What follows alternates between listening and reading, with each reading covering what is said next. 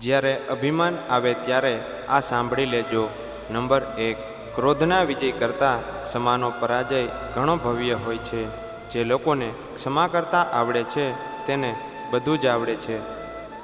Number 2, જે વસ્તુ સમયસર ના મળે એ પછી મળે કે ના મળે તેમાં કોઈ ફરક નથી પડતો, એટલે દરેક વસ્તુ સમયસર મળવી ખૂબ જ જરૂરી છે.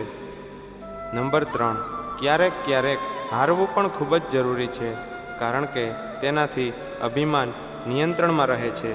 અભિમાન આવશે તો તમારું જીવન બરબાદી તરફ જઈ રહ્યું છે એટલું સમજી લેવું જોઈએ.